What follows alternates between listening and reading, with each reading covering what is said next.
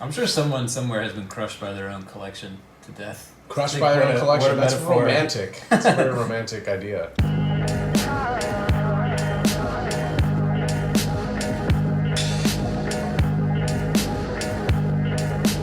Today we have the pleasure of Alex Laird has joined us. You may know him from Frog Farm or Sleepmore Gang or Prestige Goblins, or the hundreds, dozens. How many publications have you put out?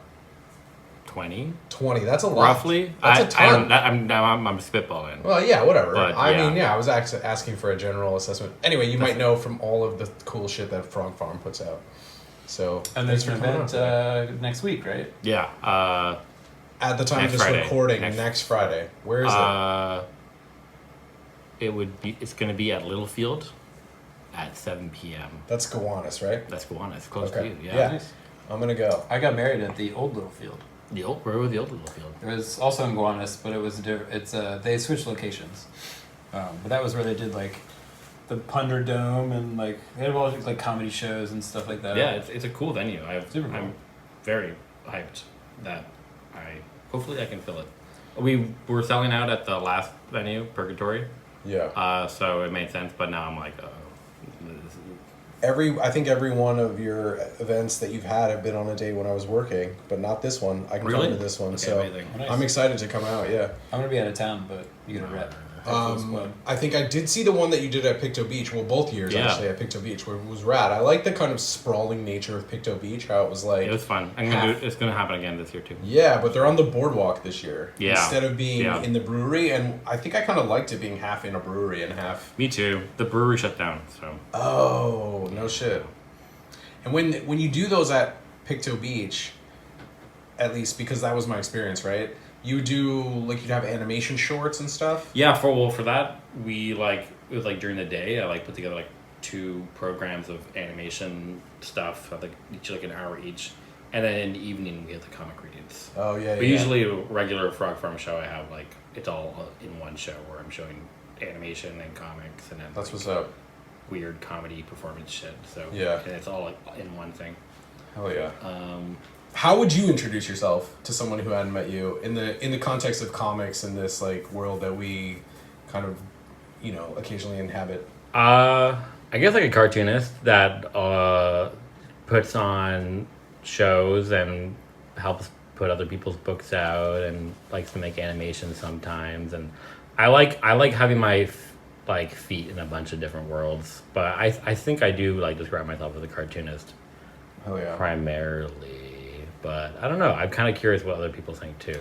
So does Frog Farm have a roster, or is it just kind of oh, my friend's working on this thing and I want to put it out? Or yeah, I have kind of a vision of how what a Frog Farm book is, but I am also down to help. I mean, yeah, I really consider it project by project, but I have a larger kind of idea of what a Frog Farm anthology would be with it was more focused and even based connected to the narrative of Frog Farm and all this bullshit. So but none of that. What's the narrative of Frog Farm? So I mean, for I think the one you didn't go to didn't have it, but the main thing with Frog Farm is that it's kind of this bowl. It's these kind of it's set on this this place called Frog Farm. Okay, so it's an actual location. Right, it's a location. And so my co-host on the show Frog Farm is this guy called Fragul, and he's this frog spirit creature. Okay. And he didn't want me to be there at first, but he's down on it and he's supportive. And then so he's down for cool art shit, and I always am always introducing some weird new character or element in the show. Oh, cool, nice. And it's people say it's deep lore, but it's just it's window dressing because I mean I probably shouldn't say that out loud, but because I do take it seriously. But people are there to see their friends or see someone they like, and then this is just kind of cherry on top. Is how I see it. Well, I like the element of fantasy, or you're adding you're creating a story. That shit. You have a narrative. Yeah, I'm all about world building. That's hell yeah. I some people are really dismissive of it. I feel it's even a dirty word with certain people. And it can especially in fiction, it's become kind of a dirty word of like, here's a map that's 10 pages wide, and like the first 100 pages of this book are like all jargon, and it's like it's become sort of like a laughable thing. But you can do it in other more creative ways. There's so many, I mean, I think some of the examples I brought are, I would say, artful world building. I don't know how to describe it. That's not really a name for the genre, because like I think a sci-fi fan is like kind of like a pig eating slop.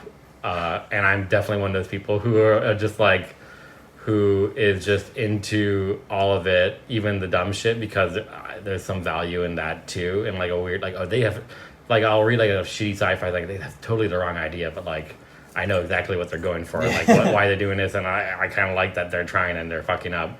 So I'm like pretty open to all sci-fi stuff. But yeah, the world building stuff with Frog Farm, I just find it really fun and funny. I think one of my favorite types of laughter is pushing someone in the deep end and like seeing them react to it and not understanding what's going on, and that's kind of part of the humor. So on like the third or fourth show, Frogul had a baby with this scientist character called Dr. Scientist, played by Grayson. And then Frogul gave birth on stage to this human frog hybrid. And that all kind of sounds like kind of cringe and over the top, if that's your point of view. But I don't know. It's kind of funny to me. Cringe comes from within. It's not objective. Like, it's because the person is uncomfortable, not because what they're looking at is bad. Or something. I think it's fun texture, and like it gives like, I don't know. Yeah, it's fun texture for me. Well, it gives it makes it more fun for tissue. me. Yeah, as long as it's fun for you, I think it helps set the stage. Like, you have players now, exactly, and you have a framework. And then when the work shows up, there is, one of the things I think with live events that's really challenging is that people don't know how to put on a live show. Yeah. So the transitions are not rehearsed. Yeah. And so like if you have something there, some flavor, some lore, some world to meet, you can stick into those bits so it feels like, oh, there's something here for me. Like, while we're waiting, we're not at, our kids' ballet recital. Yeah. Like, they've discussed this. They've considered the in-between spaces, and that's what makes a live show, I think, really exciting. I mean, I really like that stuff, and it's richer. I think live. I did theater in high school, so I have that bug, even though I'm not really an actor. And I've got a new kind of character for this one called Critter, and nice. I've been learning how to do silicone molds and kind of an animatronic. That's what's and up. I want to keep him in the roster and make comics about him and stuff like that. So that's where I kind of get excited about cross media kind of stuff. Yeah, some practical effects. So are there some of these characters are part of the live show also? Not really. I have this ongoing character in this book that I want to bring in. His name's Caleb Hummus. He is the writer of this one, which is also in the Cram one. So Caleb Hummus. Yeah. Okay. So he's in his I guess early 20s in this one, and then I have him also show up.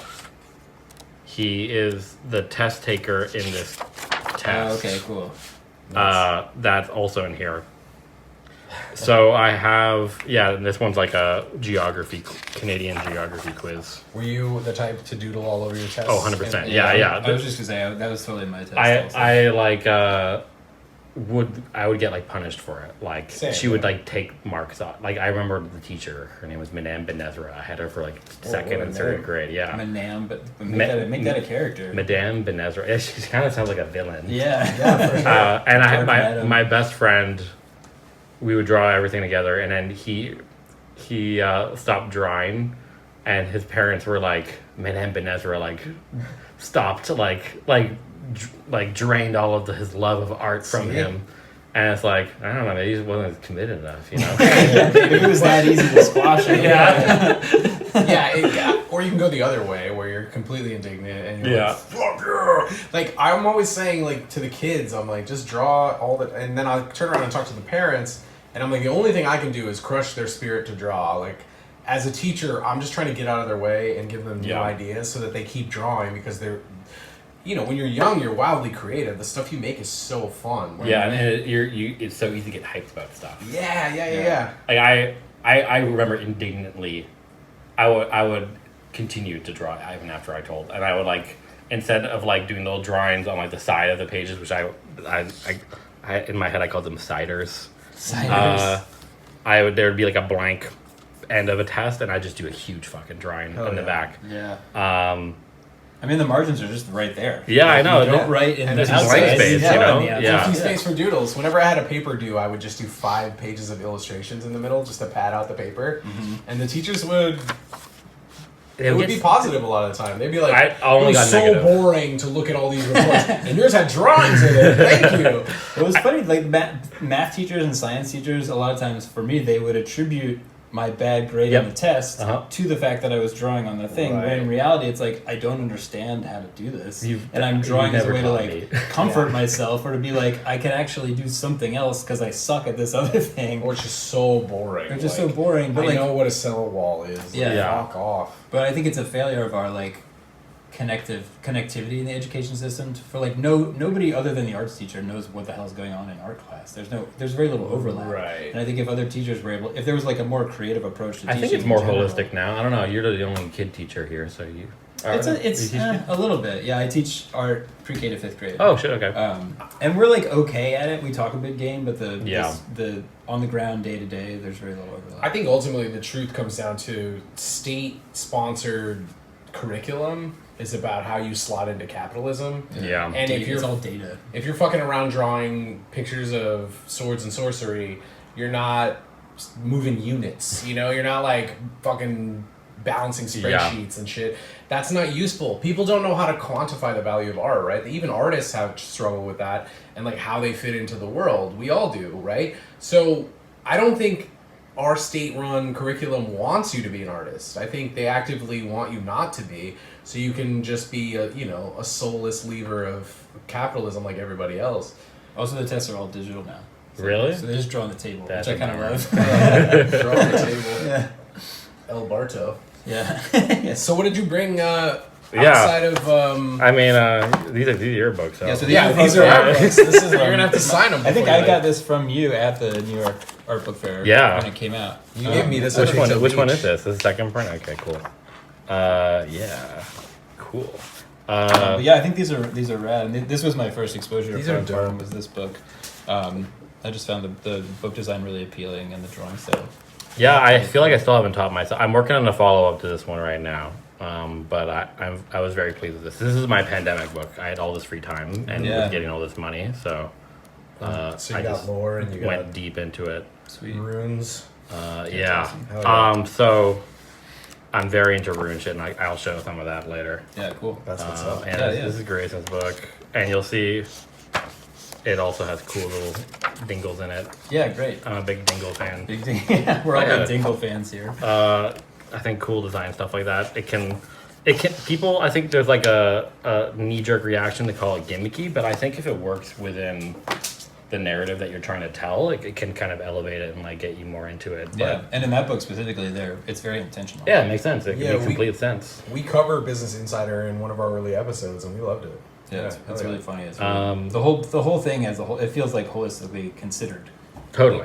Yeah, I remember. I mean, I don't want to talk about my books for too much longer, but the other thing I had my little dingle for this book was I had this ripped page in the book. Oh, that's cool. I like that. Because it's like a page that this character, the villain or somebody doesn't want other people to know about it. So it's been ripped out of the physical book. The dark magic. And I loved doing this because I think I've probably gotten 30 or so messages now of like, hey, my book's fucked up. I'm really sorry. One of them was like someone I like wholesaled the books to, like, hey, I'm really sorry. Someone vandalized all of your books, the same spot. And I'm like, read the next page because I knew that people were gonna get worried about it. So I had the character be like, oh no, the page has been ripped out. Right. What you should do to enhance the or whatever is like. I shouldn't use that word. I've been watching a lot of wrestling stuff lately, so it's in my mind. But you should put like 40 of that page on eBay as like from an anonymous seller. That's just to so enhance the joke. That's so fun. Yeah, I mean, I I only finished half of that page, so I need to fill in the rest of the. I was wondering if you yeah, did the yeah. whole thing or not. It's funny. Someone wrote a review like, "Oh, Alex definitely like, he did the rest of the page." I'm like, "Oh no, but I didn't know. I just did it for the cool thing." But yeah, so I don't know what order to talk about this, but That's up to you. this is called Berserker by Breakdown Pass, who are really cool. I wanted to bring another book by them, but I lent it to someone, so I couldn't bring it. But I wanted to shout out Breakdown because they seem like they have the right idea about like genre and like how to make it like in an interesting way, like we were talking about with like world building, where like it doesn't feel like you're just getting dumped. Like I think world building done well, like it's a good vibe. So like this is like ostensibly it's a I guess it's like an anthology. It's like a sci-fi anthology. Yeah, it's kind of giving heavy metal. Yeah, Airbrushy. Totally. I mean, this is Robert Beatty too, and if you can't tell, it's got like a nice, slick, cool cover. And then the inside is just kind of like a nice, kind of like offset-y page. Yeah. But even this kind of communicates a vibe. But basically, the anthology is like a magazine, but the editor is the low priestess Cleeks Nix Viz, and she, it's really funny. Like, ugh, look at you, how disgusting. You make me feel nauseous, ugly, weak, stinking anthropoid. You hold in your pitifully under-evolved claws the first issue of the only tried and tested braingasm-inducing substance, Berserker. So she's just like negging you the whole time. And I really like the vibe. What's that? Oh, sorry. No, I was just going to say how many artists are in this. So it looks like we got Anya Davidson. Oh, yeah. Does it say here? Is this the title? Oh, yeah. Oh, look at that. Transmission content. Anya Davidson. Look at that kerning. So it's comics, but it's also got like articles. And then they aren't all just about comics either, which is, I think, cool. Yeah, that is cool. Are the articles about stuff in the world? Is that? Yeah. I'm not sure what this one's about. Something funky. I mean, that looks really gnarly. Yeah. But the one that really grabbed, there's an interview with Robert Beatty, who did the cover. And okay, so it's not fully like. This is not like a magazine almost. Like a hermetic. It's aware of like the artist. Yeah, it's kind of like a magazine covering the world, but like the magazine is like an alien magazine or something like that. Yeah. Cool. So it seems like something you would get with like a video game back in the day, like in a big PC game box. You'd get like printed matter, and it would have this. I mean, we can go back to that, and maybe I'll pull that up next. Of like, I think like the printed object that you get with games and stuff like that, like it can be so cool. And I think there's material there to like explore too. Absolutely. And like I feel like we've lost all this kind of cool printed ephemera that came with all our media that we just don't get anymore. And so like I guess you can call it nostalgia is how I'd say it, but I think it's a bit more than that. Like it's like losing all this different opportunities like to tell cool stories, I guess. I don't know. Yeah, I mean, people talk about record album artwork all the time, but they don't often talk about like all the cool shit you'd find inside the sleeve. When you open up a cool 100%. record, there's a cool gatefold painting or whatever, but sometimes there is like a booklet describing a story. All kinds of stuff. It's lyrics, it's interviews, it's an intro, there's drawings, there's a poster. Yeah, sometimes the entire record package is like this little multimedia. I'd argue that's world building. You know? Yeah, that's like fleshing out the what this vision of the artist, even if they're like making like an album about how much they love to make out with chicks or some shit, like it's like some 1980s like hair rock, like the material in there is probably going to communicate the world and vibe of like that,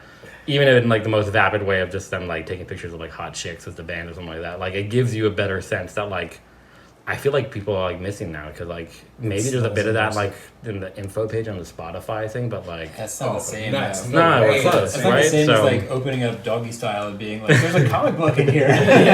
Also, like you can draw that. If you think about it, like what is the equivalent now? You like download a game for your phone, and then you have to sit through 4 ads of some other's terrible game, and then you try to play it, and you're like, "I gotta get cubes," but wait, I need coins to get cubes. And wait, I need gems to get coins to get cubes. And that costs real money. Yeah, and then wait, now I gotta pay $4.99 for gems so that I can get coins to get cubes. And then once I get the cubes, now I just have to get into this league, and it's like it never ends. They just extend all these hoops, and you never get to actually play the game. You're just like resource gathering. And even with like indie games, some of them will insist, like if they release on like Switch, they'll insist on a physical release, even though it doesn't. They're releasing them digitally usually. Like they'll say like, I really want a physical release so I can like have like a thing in my thing, you know. So like you'll see like indie publishers promoting their like new physical box release, even though their book came out or their game came out like a year ago or something like that, because like do those they boxes like have things in them? That's what's up. Other I mean, I've never bought them, so I'm kind of guilty of this, but I have seen a lot. I assume probably like a cool art book or something like that. So this is in that world because there's tapes and stuff. So this is an interview it's an article about this British guy from like the 70s who made like a crazy space opera, and he released it like by mail and sent it to people on tape. I love that. And it's really, really good to read. Here's a drawing. I'm not sure if he did it or what, but it's crazy, right? Some wild Darth Vader vibes. Right? Like, I mean, obviously, like, very Star Wars inspired, but probably so cool. Insane in a bunch of ways we wouldn't be able to understand. Yeah. So, like, something like this, like, why don't we have more of this, like, covering crazy? So, like, this is why I love this. Great sketchbook stuff, too. Yeah, it's really, really cool. I really like this. It's so lovely to see people building up their drawing. Like, you can see how they build, how they're organizing their thoughts, and how they're creating characters, and like how they approach the form, and just like they're working it all out on the page. It's so inspiring, and then that's it, right? Oh wow! Hell yeah! Oh yeah! So there's the ship, there's the face. So I guess those are all sketches building up to this piece. There's that creature. This is a cool guy. Yeah, I think this is like how Ben Mara paints now, kind of. Oh yeah, I think Ben Mara is in this. Oh, is he? Cool. I'm not sure who this is. Bang Bros. It's kind of crazy looking. Bang Bros #1. But I wonder, like, oh, like this is the anthropological representation of humanity. So the aliens were into it, you know. Right, Like here's Ben Mara. Oh, so. Yeah, it looks pretty good. I was showing this to Andrew right before I left, and he's like, "Damn, Ben should make more stuff like that." Yeah, there's markers. That looks amazing. I guess so. Yeah. Yeah, it looks like marker. And then I'm not sure what this is. I don't think I read this one, but it looks cool. I don't know what it is. So like a lot of like covering like weird culture stuff, which I feel like I'd like to see more of. Yeah, that's awesome. And are the comics related to each other, or do they just? No, sort of I think it's all like mega sci-fi comic. Okay.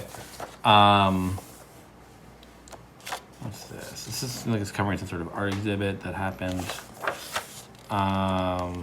Those things, that's a trapdoor spider. They dig a hole and then they stick that's their butt. And so this is an actual thing. That's a real thing. I thought this was like a weird art thing. This is that's a real spider. It has that like symbol on it. And so it's not a trapdoor spider. I misnamed it, but it is a real spider.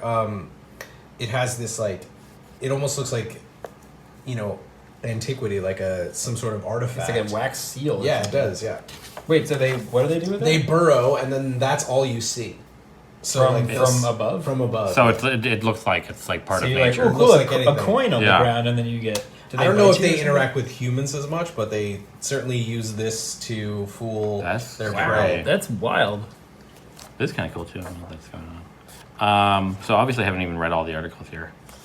There's a lot in the comics. Yeah, it's chock full. And then this is Lando. I don't know if I've ever seen his working color before. Yeah, it's kind of cool, right? I have a Lando collection. I remember I ordered it on eBay. It was like $40. Yeah, he's all silent comics. I mean, we'll talk about him in a sec because I have a bunch of good stuff. And then that's it. That's so this is a fun logo. That is cool. Yeah. So they only released one of these, and this was a while ago. So I think I'm going to show this game next. Okay. Yeah. What game is that? So it's called Tunic. You're basically like a little fox guy. Okay. It's very Zelda-esque. Mm-hmm. I would say Zelda's like top of the influences for it, but it's kind of a bit Dark Soulsy too. The combat's kind of tricky. All to say, that's not why I'm showing it. The reason I'm showing it is I left this little piece here. So the big mechanic of the game is that you're collecting pages from the instruction booklet of the game. Cool. Oh, sick. So I've collected a lot of them, but I don't have all of them yet. Raise Should I just raise rate that it? up a little bit. Yeah, if I do like that, that. and maybe that'll work. What do you think? Yeah. That way the people can see. So you're walking around collecting pages of the instruction booklet? That's I mean, it's not the only thing you do in the game. Sure. But it's like a big part of it. And there's kind of the main game where you're kind of just being the fox guy and you're doing all the Zelda stuff. And then there's this kind of larger meta game behind it where once you collect all the pieces of the instruction booklet, it kind of reveals this like secret that you can do. Oh, that's awesome. And obviously you can see like all of this is like there's like this weird language too. Yeah, I was gonna say, what are these, like little runes or? Yeah, and so I don't even know how you translate it, honestly. I think there's a page I'm missing that I don't have yet. I think I have about 75% of this booklet. So it's pretty typical, you know. It's very reminiscent of like what we were talking about, of like that, but it's like this physical media that they're using to like enhance the story of the game in like a really cool way that like really tickles that spot in my brain. Yeah, and wouldn't work nearly as well on a TV like PlayStation controller setup. Yeah. Like the fact that you are holding this in your hand, 100%. is really neat. It's really satisfying. And another really cool aspect of this booklet is that you can... Oh, wait. There's a button you can press. Nope. One of the things I think about world building is like you want to make it a mystery that people want to Totally. chase after. So you give them little bits and lead them to the next bit, and then they're like, "Oh my god, I gotta hunt down that bit." Yeah. Instead of just plopping it all on them in the front and being like, "Why am I Now you reading understand a everything." dissertation? Yeah. Like I don't want to read a lecture about this world. Yeah, you want to like pull people in, and discovery is a big thing for me, Yeah. which I like about a lot of games, is that you're exploring this kind of big world. And there's a lot of, I guess, games called like environmental storytelling, where like you see a statue, and then like its head's chopped off, and then like there's a new statue there that's like a different color. It's like, oh, was there like a war or some bullshit? Right. And so the other cool thing about the booklet screen is that you can pull the booklet away, and it shows kind of this 2D graphics version thing of the game. That's cool. So it's like, so we're playing. This is the graphics of the game. It's like this very nice, slick, 3D, top-down kind of looking game. But when you pull up this, it looks like that. It looks like a CRT. It looks like You so. look like a It's like cathode ray the TV. game that you're playing. That's what the kid is imagining. How like when you're playing like Legend of Zelda, cool. you're not seeing those graphics. Like your imagination's activated, and you're seeing this. Right. And because you know that's Richness of the you're world. so hyped about it because of all the richness of all the But world it really building. looks like that. But really, yeah. when you pull out the booklet and then pull it away, the game actually looks like this. Yeah. Um, And Wow, that's cool. It's cool that they made it rounded and that orientation. Totally. The aspect ratio is such where it does look like a cathode ray TV. And then it kind of makes me question like what the narrative of the game is. Like if I'm finding pieces of the booklet, like am I following the narrative of the game, or is like the booklet like enhanced in some ways, and there's some sort of like commingling of the narrative between like this hinting of the real world that you're kind of in the POV of, and what like the booklet's telling you. Like there's kind of like this weird kind of like mind melding thing of like the media itself and like the point of view of who you are. I don't know. Where are you in this So narrative? Yeah. I just think it's super cool for that. And like I don't know, an instruction booklet's a fucking zine. So like totally. Yeah. and like, you know, I've 100% thought of like, oh, I should do like a fucking zine that's little like instruction instruction booklet booklet. or Yeah, something. So yeah, that's basically all I wanted to show of that. And That's awesome. it's the same thing as with Berserker of like they're using this kind of type of media to tell a story, and it's not just like nostalgia for like nostalgia's sake, which Right. there's a bad version of that, but I feel like people also rag on nostalgia in like a way that is not entirely fair. And maybe it's like a millennial thing. I don't know. And people are like pushing it back against being millennial now, but Okay, it can be. I don't know. In the laziest version, it's really manipulative. It's like if you're watching 100%, a movie, yeah. if you're watching a movie that has nothing to do with nostalgia, but they throw in like a song from the '90s Yep. that has nothing to do with going on, that's like that's manipulative. Like a needle you can drop or feel some it. shit. Yeah, you can Yeah. feel it immediately. Of like Yeah. I feel like I'm being tapped into to feel a certain way about the scene, and the scene is not giving me that. They're trying to work around for it. But there's Yeah. a way to integrate it where like. I mean, nostalgia is so powerful. It's so potent. Right. There are ways to integrate that into the storytelling that enhances the, I guess the emotive value, whatever's going on. I think of it too as like if there's no real story and you're just cramming in a bunch of stuff that you know people will like, yeah. then that isn't doing anything for me either. Of course. Like I explained, or like I describe that as being like a high school locker. It's like you have a picture of this, this, and this. I mean, it's basically fan art. Or some It's shit. it's fan fiction, and it's not. And there's no real meat. Actually, that does disservice to fan fiction because fan fiction is Fan fiction- usually Yeah, better than They're trying to add more meat. Right, exactly. Yeah, it's like usually better than whatever Hollywood is pooping out because they just know that you like these 4 things, and then you'll go see this movie. Or And none of the nostalgia bait kind of films are thinking about how the relationship with media and stuff like that. Like, I don't know, like trying to think, like how the Jumanji, the reboot or whatever, like Yeah, a video, yeah. like it barely. You see it for like 5 minutes where like it's on the game system, but then you're just in the game and it's like I don't know. This is Tetsunori Tawar. I've never said this last. I just call him Tetsunori. Yeah. Tawaraya. Super awesome Rizo book. Like this is kind of like maximalist production value for like Rizo stuff. it's beautiful. Yeah, how many It- colors are in this? So thing? bright. Great question. Let's count. Blue, yellow, red. Aiden said like a cool Rizzo Black, book is when you green. can't tell anymore. Like Yeah. it's a Yeah, I think 5 or 6 colors. Pink. yeah. Plus these extra inserts. And stuff. I don't think they're doing much mixing. Oh, that's not true. Maybe Yeah, this they might look be pretty- yellow and pink. Pretty high saturation. But it's a lot of just really smart design of this guy's art, and it then is also on top of that really intentional about placement of using the spine in like a really clever way. So I think I read this early on when I started getting into Rizo stuff and was like, holy fuck. Yeah.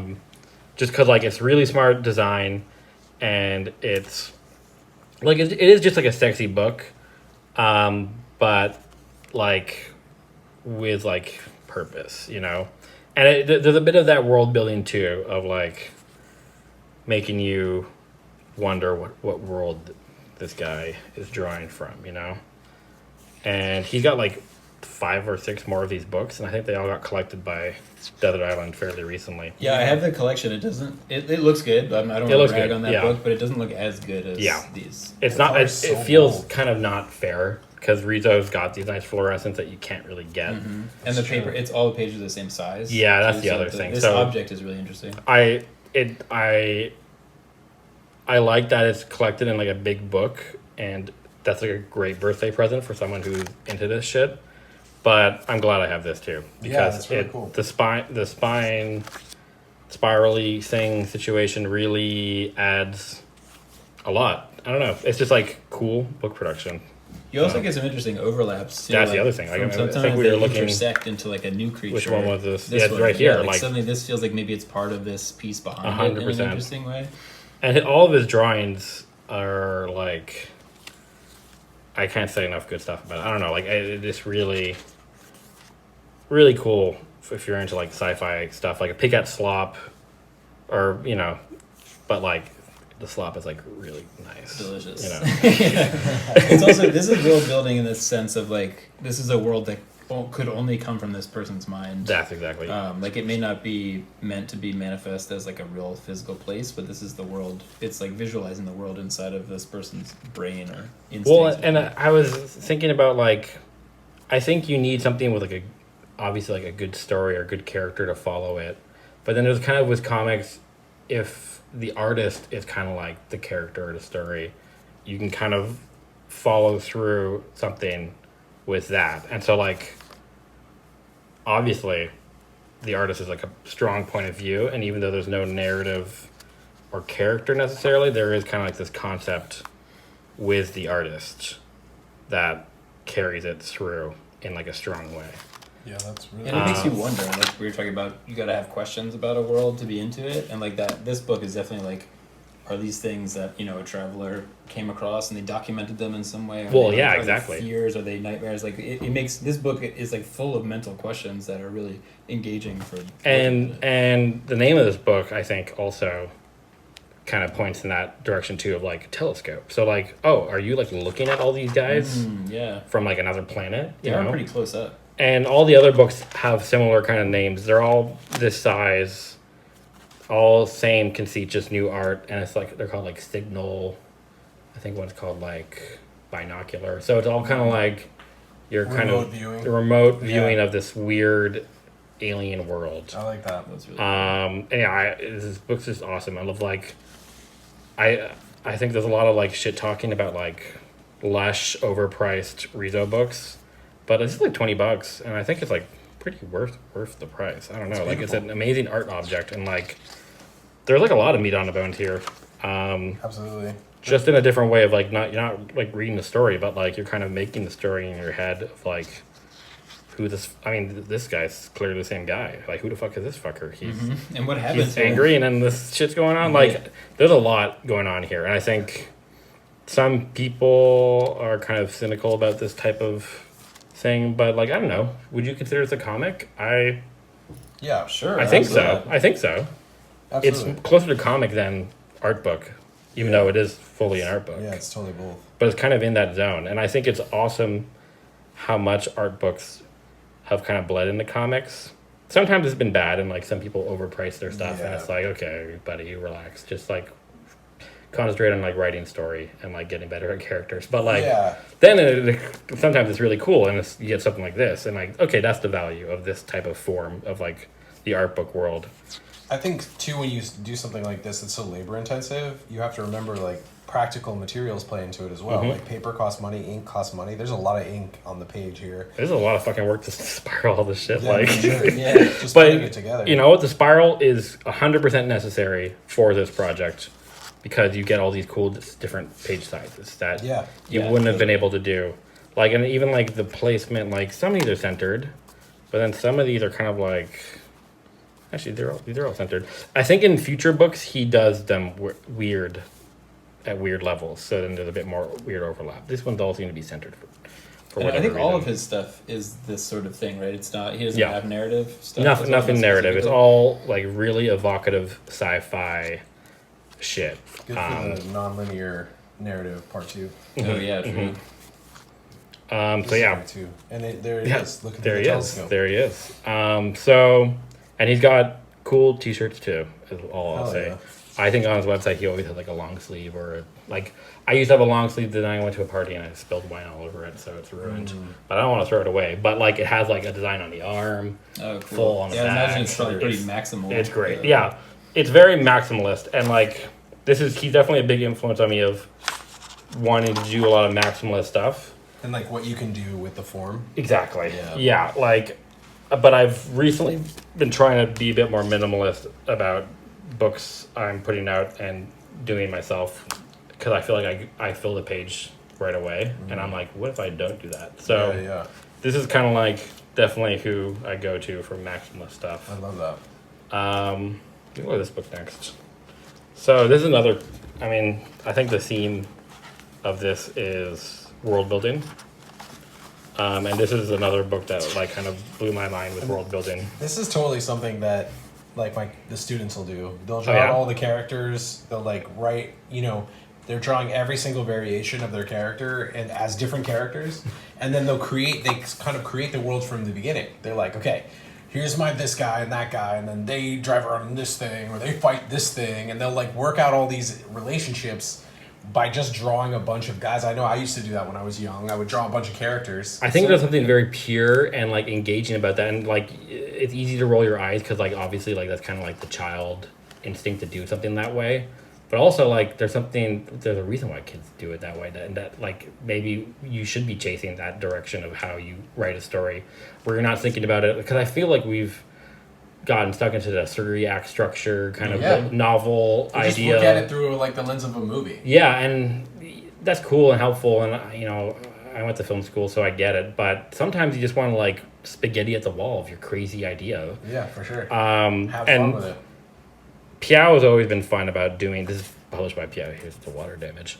So I think when you bought this, you got a sticker, and then you could. I think the idea that you collect all the stickers and put them on here. That's cool. I was kind of confused how that would work, but I thought it was cool. I thought like they were like a weird product that was going with his art object. Like, why would that product do that? Like, it was weird, but and find a thing that you love like that, like from again when we were kids, and when you would collect all the stickers and like try to fill out your book. Like, that shit's fun. It's like, cool. There's a reason why we liked it when we were 10. And it's not gimmicky if it's done right. Yeah. So the narrative is just, it's really, like, this is all the dialogue, or, like, all the text you get.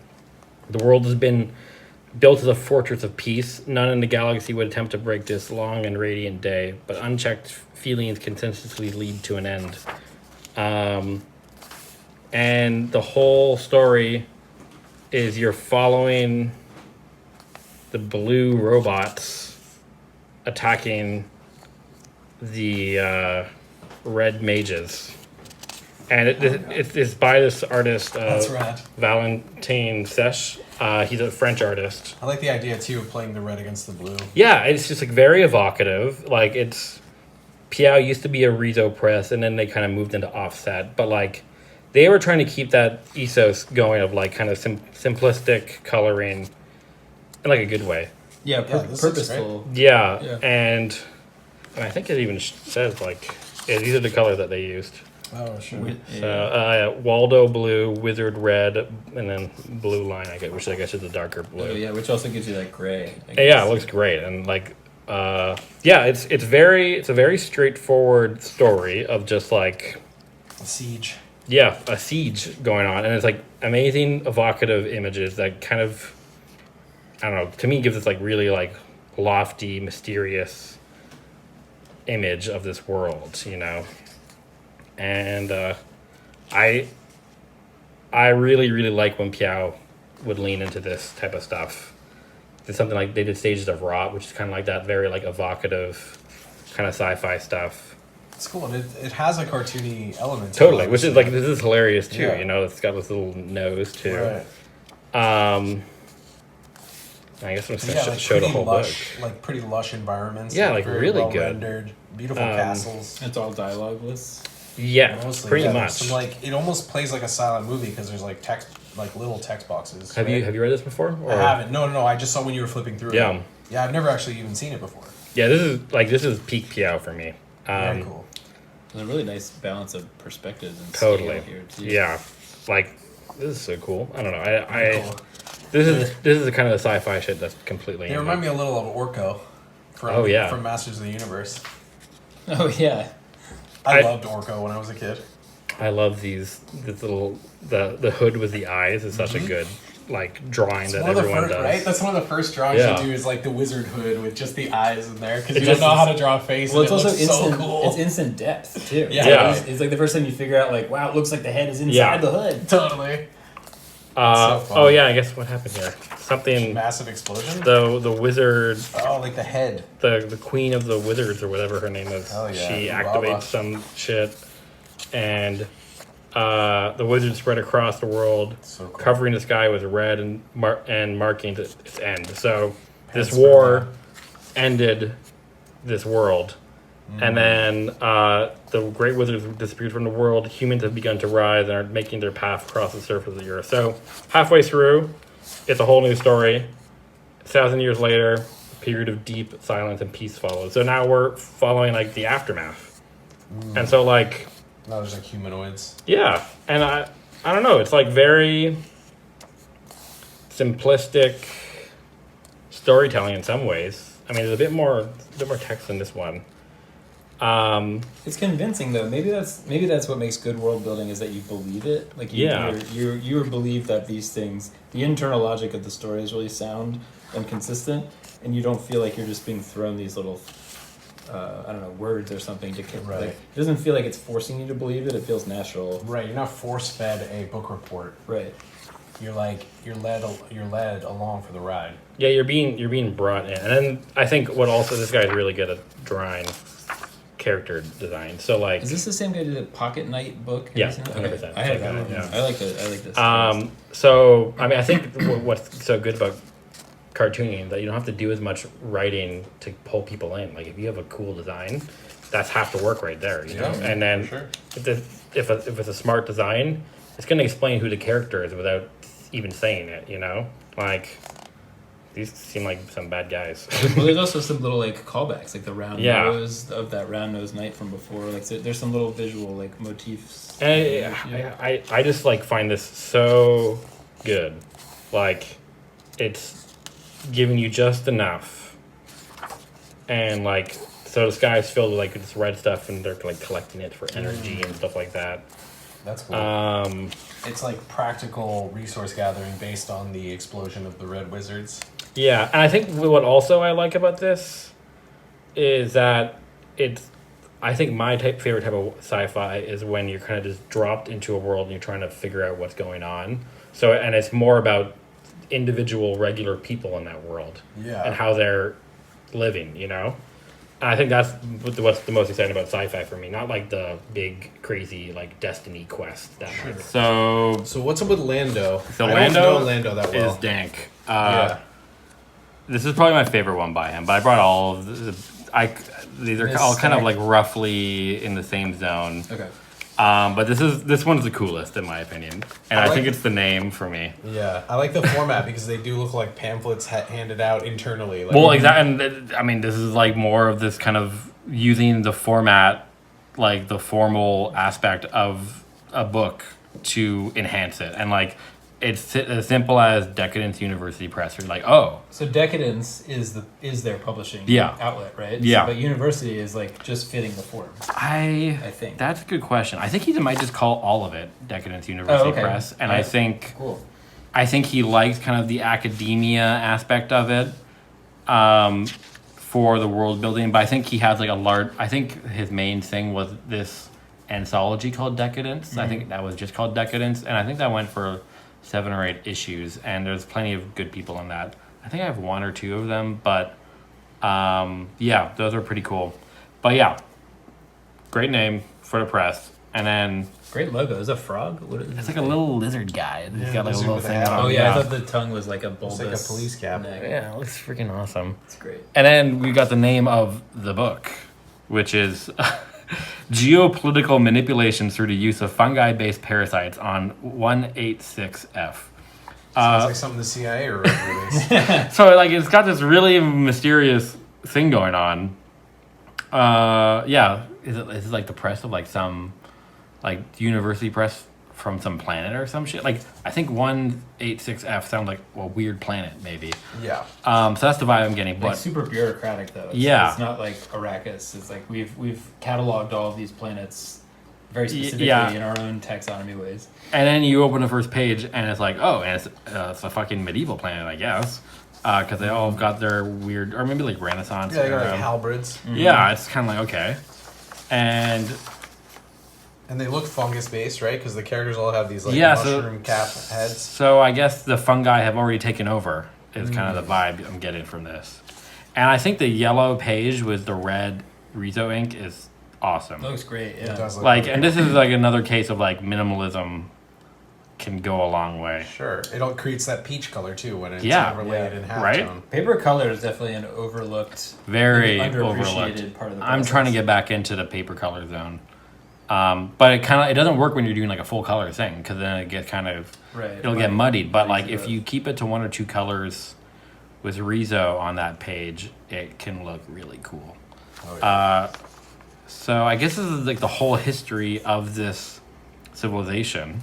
Rizo works especially well for this because Rizo was basically designed for like school and church pamphlets. Yeah, right? exactly. So as it works even better. It's even better. And like Great plant life drawings, like Right? great textures on all that stuff. and also like mushrooms are cool. I think like they're very trendy with like zoomers, but also there's a reason because they're like cool. They're I don't awesome. know. And they were cool in the 70s too. Yeah, I mean, They help trees talk to each other. well, yeah, they're awesome. So yeah, pretty simple. Oh whoa. That's rad. That's really cool. It's 12 pages, but like this is like I don't know a perfect zine. in my Yeah, opinion. nailed it. It's Like- beautiful. I don't know, it doesn't get better than that. And like So each of these is a separate pamphlet? yeah, so some of these are more straight up comics. I think the other one that's fairly close in like ethos to the other one is this one, Stones in Focus, and it's even less narrative based than geopolitical manipulation through the use of fungi-based parasites on 186F. It's just looking at these stones on, I guess, planets. Like, what the fuck is this? It jumps into the water. It's also such a baller move to call it something so bland. Yeah. Instead of just being like assault on schmuck knocks 99 or I don't know, make up a nonsense word. It's interesting how people will shift gears and use like poetry in certain places. It can be really effective, right? Like abstract in a way that enriches the world instead of trying to come up with a clever title or something. I mean, it is clever, but what I mean is like It's without, part of it. like what you're saying, without being hokey and like trying to use a bunch of jargon or something. Yeah, you work the title into the concept instead of Everything's instead of trying to be Yeah, eye exactly. catching. Yeah. everything's There's like considered. there's a lot of different ways to name I something. love it. I'm not even sure if this is a Rezo, TBH. It might just be Xerox, but the blue and the black look great. It looks awesome, yeah. So yeah, it's all about these stones. I love it. Very cool, even more abstract, but like still world building and like sci-fi vibes, which is Lando's kind of zone. Yeah. He doesn't Also like cool. He doesn't hold you by the hand, which I like. It Yeah. like, gives you enough information to let your brain kind of play and connect the dots the way you want to in a way.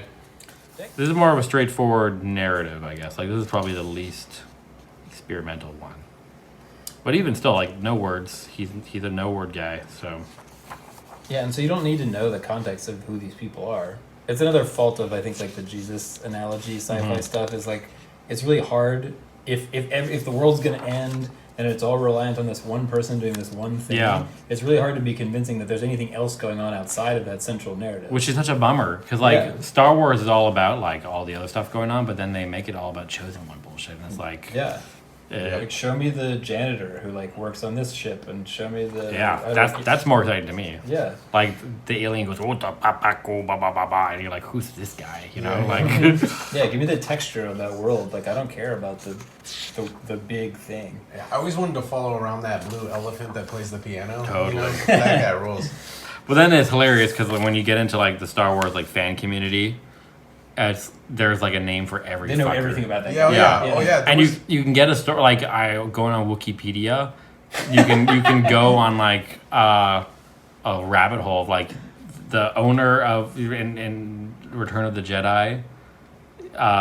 When the the monster gets killed in the basement, and then he's got an owner. That guy's got a name, and there's a whole comic about that guy. So like, That's great. yeah, it's a bit much sometimes. But like I feel like if Disney was cool, like make a short like music documentary about that guy. So and make it look 100%, like a Ken yeah. Burns film or something. Sure. Like they could have it's fucking space. They're, And they have they're, infinite they're money. too cowardly to do it. Like Too cowardly. they would rather just drain money into J.J. Abrams and his hack crew and let him do like the worst movie ever made, instead of just giving like 20 other people like micro budgets and make something cool. so it's like you've got a great world and like you can literally take it any direction, and they're too cowardly to let that happen. They just make But that's those a whole other boring, story. static, like Yeah. nothing shit over and over again. You know, well, the calculus of creating a film and the way they do it costs so much that they want to make sure they make their money back. But then they make the worst shit ever. Oh, yeah, the no, last I'm not- movie is I'm the not worst. arguing. People do go see it though. I'm not arguing. I'm just saying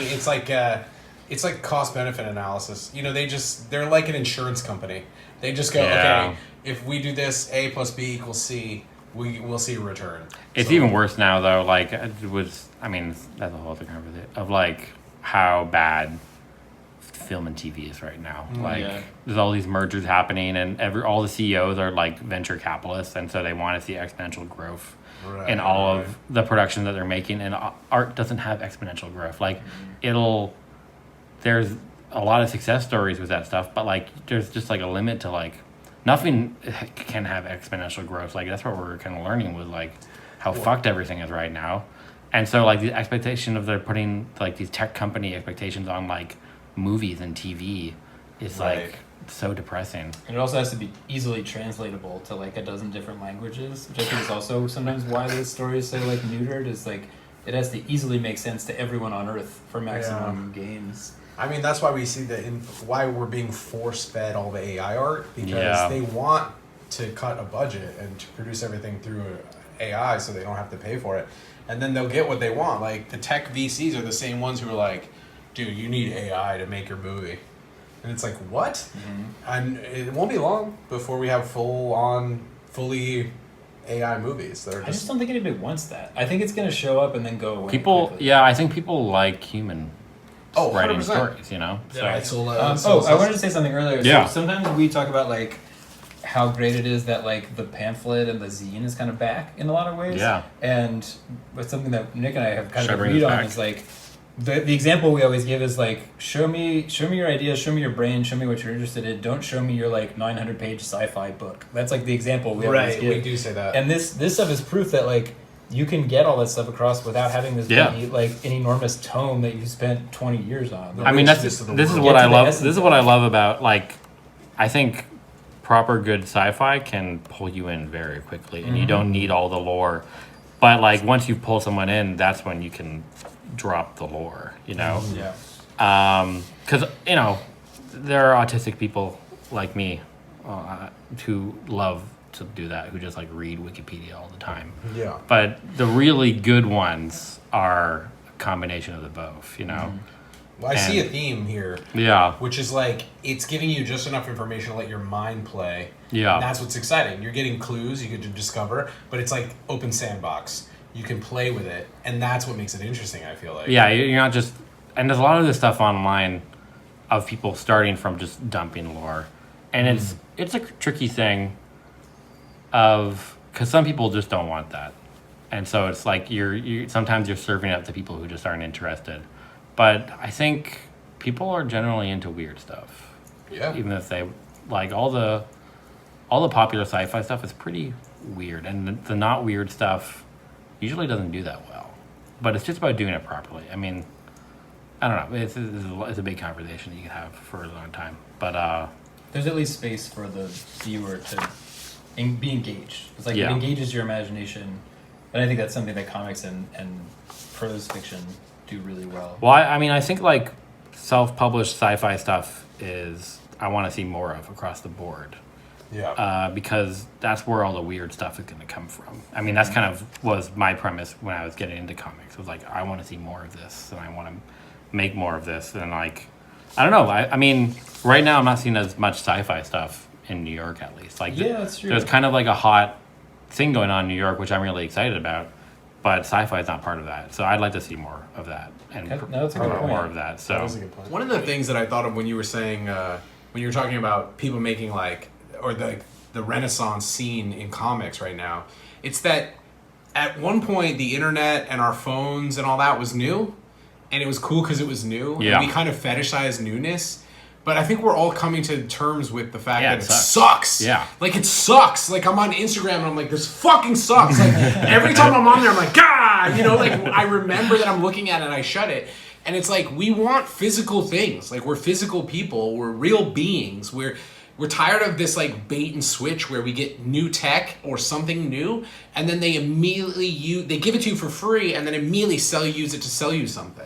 And it's like all ads, and it sucks, dude. Yeah. I wonder if that's why there's not as much sci-fi stuff out there. I mean, we've reached the future, and it kind of sucks. And thinking about the future from here on out is like really hard and dark. It's dark. It's hard to think about the future now. Like, it's hard to be optimistic or even imaginative in any kind of fun way. Like, maybe people right now don't want to look forward. That you want to like talk about what it's like to exist now. I think there's a lot more ways you can look at it, though, maybe. But Yeah. I think I agree. the sci-fi that we're being fed is all kind of in that way of like looking at like a new shitty, like dystopias used to be really hot like 5-10 years ago.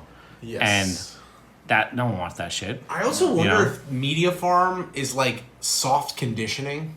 So it like introduces ideas to the populace. Media farm? Well, like mainstream media. Oh. I just think it's like they farm out shit. Yeah, yeah. It's just like a constant production I of hadn't heard that phrase. pap. Maybe I just coined it right now. Yeah. Media farm. But mainstream That's media that'd has be our like publishing company. Media farm. it's like soft Compete with your conditioning. farm. They're like, don't mind dystopia, guys, because it's coming. You know, like so when Mike was saying like maybe we don't want to imagine a future where it's like, well, what do we get to choose from? Like a war that sparks off another world war. Global temperature raises by 2 degrees and crops fail. Like a total breakdown of any kind of like what we saw during COVID. One ship turned sideways and nobody's got food. Like that's it. We think we have these like global structures that are really powerful, but they're so fragile. I mean, I find all that really interesting. Yeah. And my like view of that all, I mean, I can get into that for a while, that I think humanity is going to survive no matter what. I think there's this idea that we're all just going to die instantly because of global warming or whatever, but Right. we'll survive. Yeah. And then it's like, oh, how will we survive? And then I kind Right. of get excited and I think about Sure. fun sci-fi ideas. Waterworld, for instance. But most people don't want to think about it. I think people are very fatalist about it in that way. Yeah, I totally agree with you. I'm just thinking, wondering if this Yeah. is why, if this is a I think cause. it's 100% true. I think also, culture moves on. But I think, I don't know, sci-fi of shit. zombie stuff. It's a good point. Like the sky Except is for Simon all- Hanselman Like, singing. which is a funny time to come in on that. You're like, immediately after the zombie thing goes away, he's like, now's the time to make that zombie thing. I think it's good though. I mean, it's I like it. Shouts to Simon. That most recent one was really brutal. Fuck. I read it on the subway. I was like, I should not be reading I read it on the before fucking bed, and subway. I was like, oh god. I had to hide it from my wife. I was like, don't ever open this comic book. Sunday is really dope, but this is like my favorite of all time That's a good one. comic ever. Really, Maybe. that's your favorite comic? I love that. You Yeah. bought it. Hell yeah, that's I think dope. so. Have you read this one? I had, yeah, but I read it a long time ago. So Well, it's a bunch of short stories, which is great. This is a bit different than all the other comics in some ways, but also not, because it's like great. It's my favorite format, which is like short story collections. I feel like it's the best in comic form, and then it's a bunch of these insane Shrowan stories.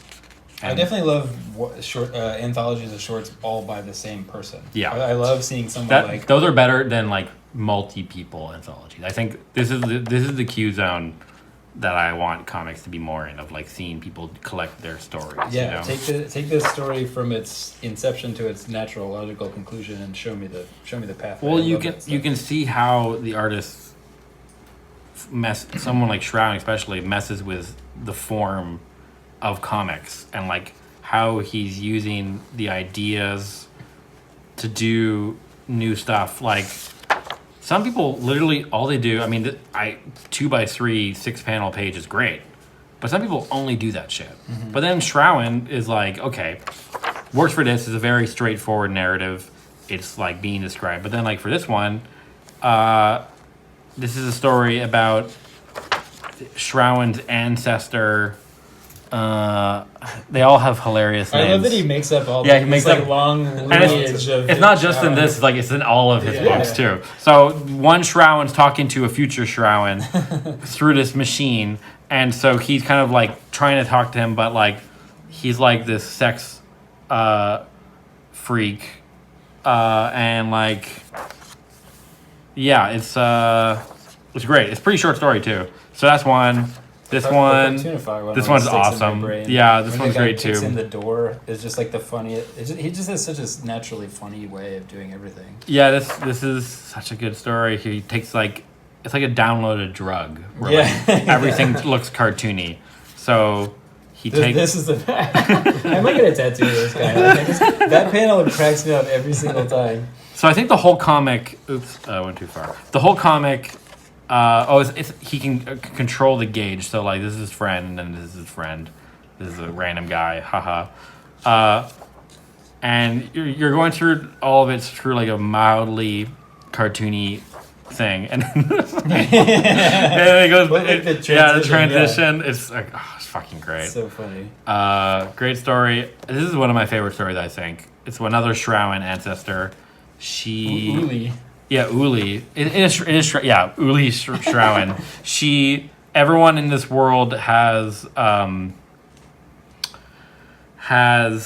like an allotted amount of money that they can use for their whole life, and so most people, they live fairly well on, a good amount. Like it's pretty good, but Uli has decided to live the cheapest way possible because she wants to live for like 300 years or something like that. So she's like this cheap lounge singer, and everyone hates her. She's got all these girlfriends and boyfriends, and they all it's great. And I haven't even talked about the main device of this, which is that there's someone who's hacked into her brain and is like negging her the whole time.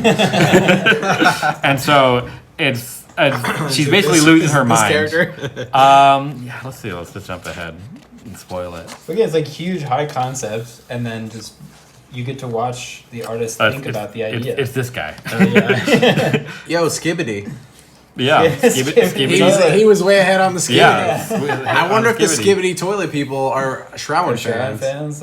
Yeah, because that's just everywhere now. Absurd. I don't know, maybe. Every 10-year-old you talk to is like Skibbity they can't toilet. Stop saying it. It's like a twitch. It's a mind worm. Yeah, for sure. And then look at how many panels is that? It's 7 by I think I've counted 10 it. is 70 panels. Yeah, it's wild. Man, it's just insane. 2 pages. 70 panels on a page? That's bananas. This one's about like a paranoid guy who keeps on seeing like a yellow guy, and his wife like divorces him. It's really good. That reminds me of that sketch on I Think You Should Leave, where he's like, I was really upset because my wife got flipped by a swing dancer 3 times. This is literally like that.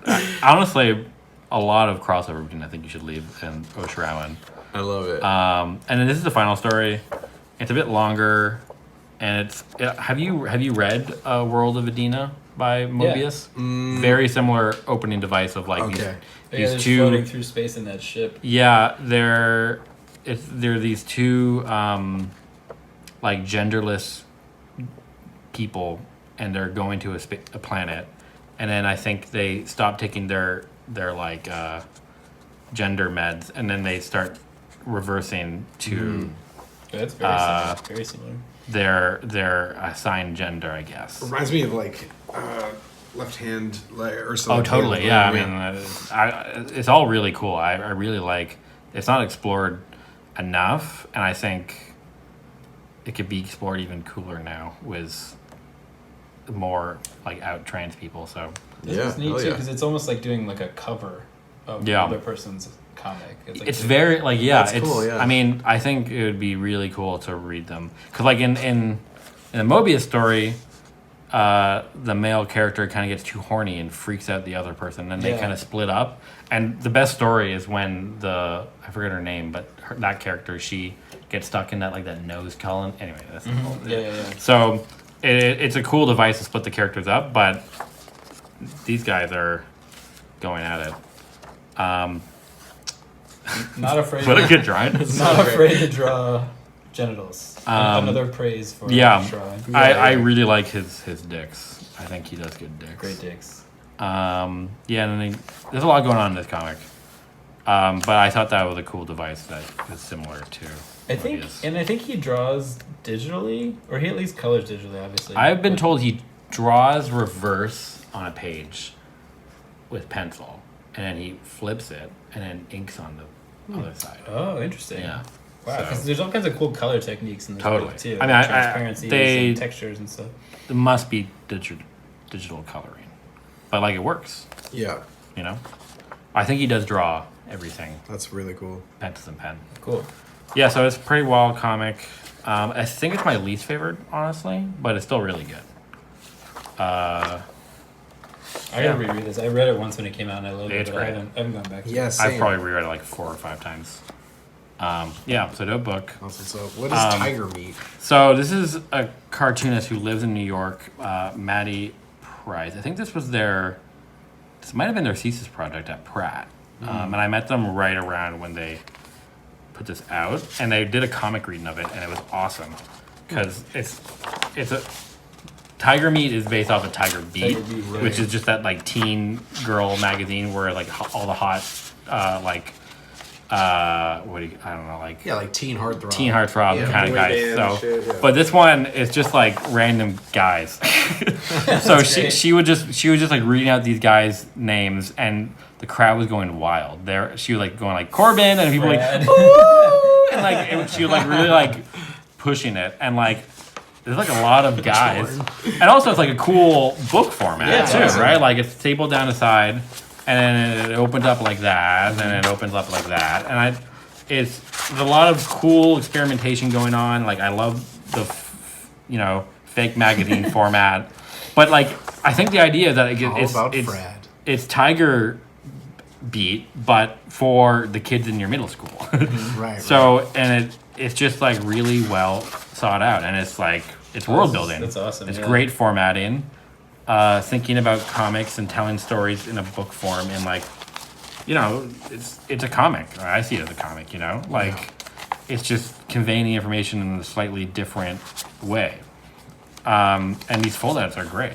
I haven't looked at the book in a while, but like this was like, okay, Maddie gets it. Like she understands like what is so special about like a printed object, and like how you can like kind of activate, I guess, nostalgia, if you want to say it like that. But I think it's using like iconography of the culture to like go on top of like the stories you're doing, and it forces you to interact with it. Like you have to handle it and open it and move it around. It's like, great. It's so much fun. Yeah, it's fantastic. Interactive stuff is great. I mean, and that's probably a good transition to this one, which came out like what, 2 years ago? Have you guys read this? Yeah, we did. We talked about this one on, you have, okay. on the non-linear episode. But yeah, I knew that. I think you guys. I saw that. We didn't do a deep dive though. I mean, I guess we can't. We tried not to. We're like, you can't really spoil this book. Yeah, this book is fantastic. It's amazing. I mean, so fun. And I mean, you guys talked about it, and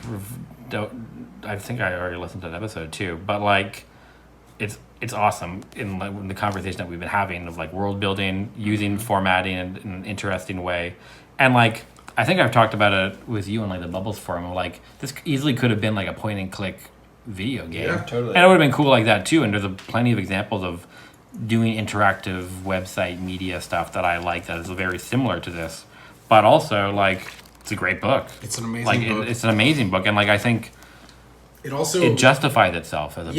It also gives what we were talking about, where it like just gives you a little bit, pulls you in, and then lets you interact with it in the way that you want to. Yeah. So then you create your story as you're going, and we even do get some of that nostalgia for the Choose Your Own Adventure stuff of our past. Like we had those Choose Your Own Adventure books when we were young. I mean, those were like a seminal piece of media. Yeah, it's not reliant on the nostalgia to work though. I don't think so either. Great. Yeah, it's like. You could never have heard of a point-and-click adventure and still be like, oh, what a neat idea. That's a good point.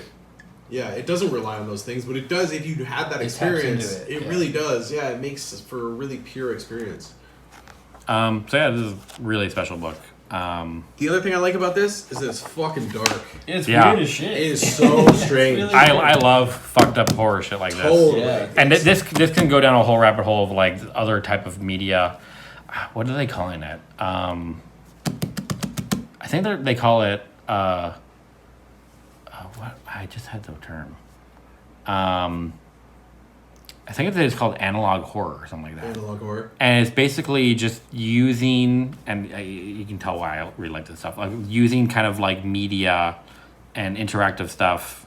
The other name for it, I think, is creepypasta. Creepypasta, yeah. And I think it started there and it's kind of evolved beyond that point of like, I think Skinamarink is considered like analog horror, and I think that's a good example of like weird horror using kind of nostalgia in a really smart way. That movie scared the shit out of me. I'm not sure I would have identified it as nostalgia, but that's a good point, because I tell people like, I don't know if it's like a good movie or a bad movie or even a scary movie, but like that movie, while I was watching it, I felt like I was 4 years old and in a place I didn't want to be. Yeah. Like, that's how it made me feel. And I like no horror movie. What a good feeling, Yeah. For a horror. It's terrifying. Like I watch horror movies all the time. I love them, but more just to like be like, oh, that was an interesting choice, or oh, it's cool how they did that head explosion or something like that. This is the first scary movie I've seen in maybe as an adult that like frightened me to my core. Like I was just like, this movie makes me feel scared. Yeah, I never saw it because I